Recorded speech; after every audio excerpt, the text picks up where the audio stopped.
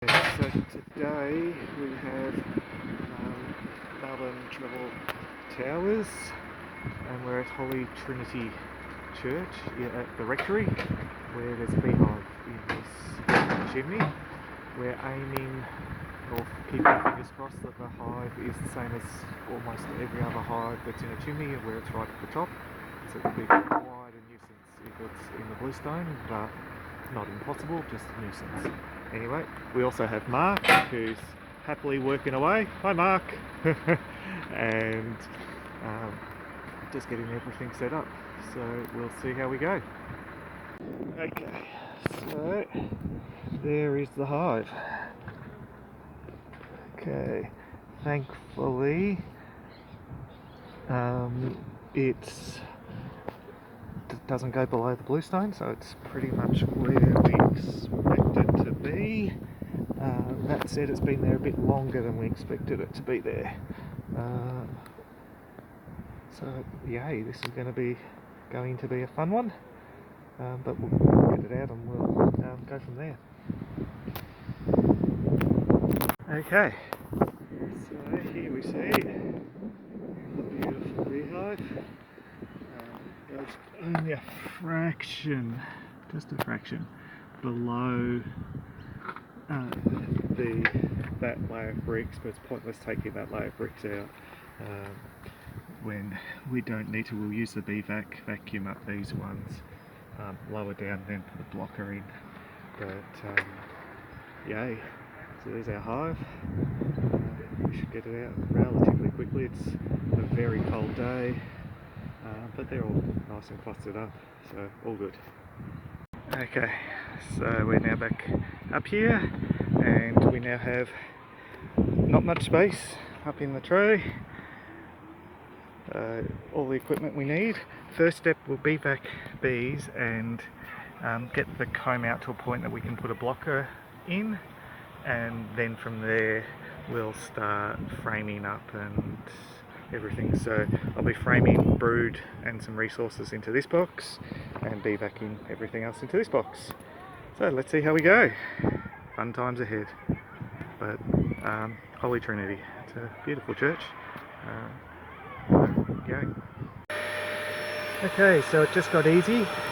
This is the third piece of comb I pulled out. I haven't put a blocker in yet, so I'm still pulling out this comb. But you'll see, if I don't drop the piece of comb, there's the queen. So we now have the queen.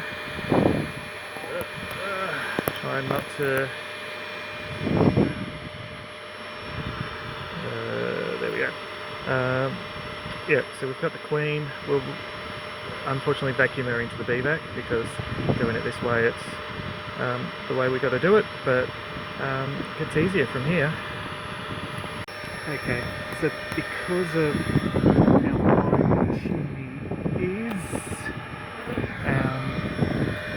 and how precarious it will be to take out all the bottom and then put a blocker in, I'm going to have to take off some of these front pieces first, so that I'm able to safely take out the pieces below where I want the blocker, so they don't fall while I'm doing that.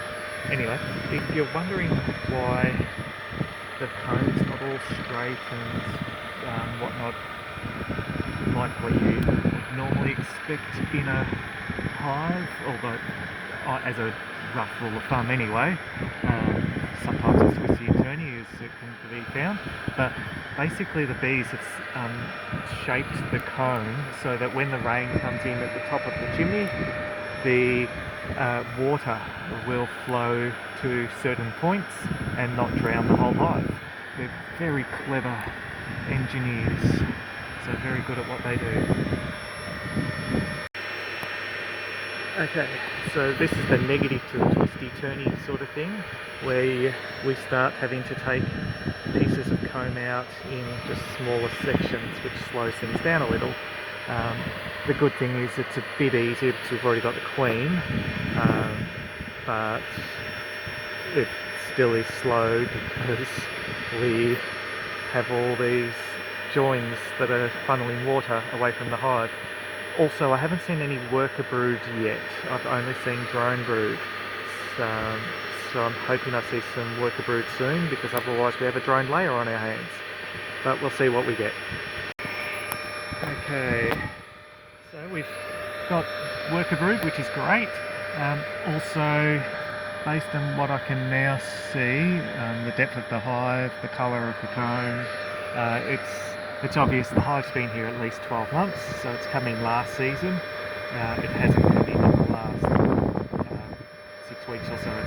So it's been here a while, hence why it's taken a bit longer than I thought it would. But we'll get it. We're getting to it relatively quickly. Okay, so every sheet I take out, the next sheet that's behind it is bigger and goes down deeper. So the hive, it keeps forcing me to reassess how long the hive's been here.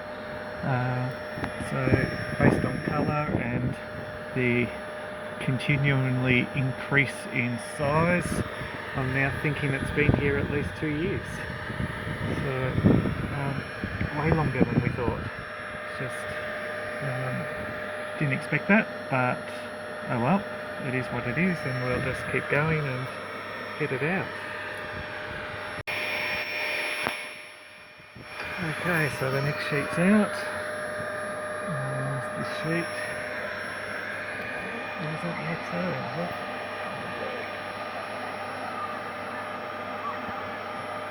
So we've got 4 sheets to go.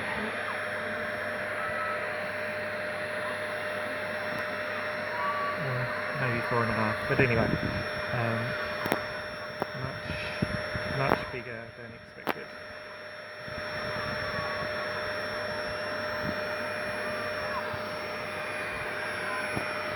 Okay, next sheet is out. So we're on to what appears to be 3 to go. 3 and a bit.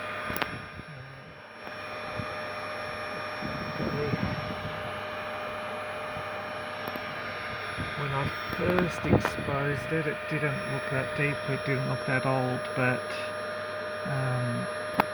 yeah, they've definitely been here a while. But nice and calm, beautiful bees.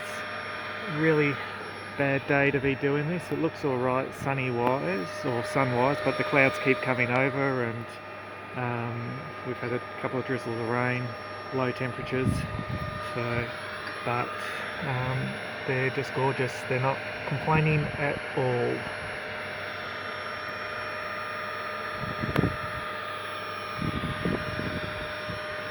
Okay, so like most hives these days, this hive has small hive beetle. It's a pest. Yeah, this thing, all covered in dirt now, but it's only about 5 mil long. We usually squish them when we see them, because they'll, in a hive box, they can have, if the hive's weak, like after a cutout, they can kill the hive. This is one of their larvae, which I've also squished, but it looks like it's still alive. Yeah, so their larvae eats through the comb and the wax and the honey and the grubs and pretty much everything in the hive, and grows up, then leaves the hive, falls down into the earth and pupates in the earth. But the grub's poo can actually turn the honey in a hive rancid and kill the bees, and not very good for people either. So yeah, a strong hive deals with it themselves, but a weak hive, particularly after a cutout, has difficulties, so we have to help them out and make sure that the hive beetle's under control until the hive builds back up to full strength. Okay, so that's 1 more down and 2 and a bit to go. The longest brood on this sheet, so you can see easier from here as the brood diminishes.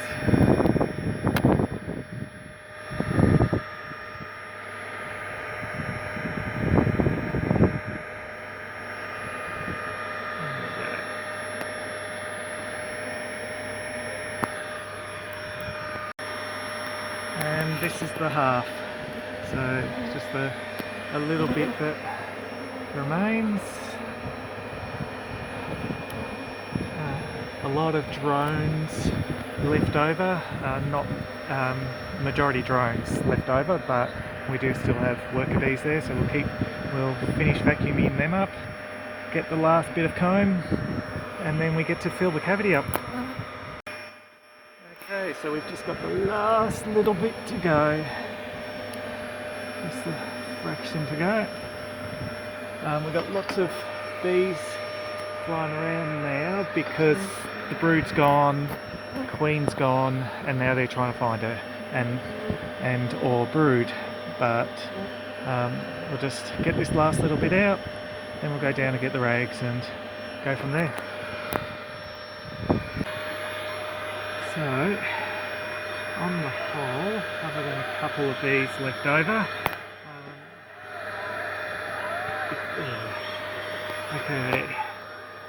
we had a little bit of a rainstorm go by, which had heaps of the foragers come back, so that made things good.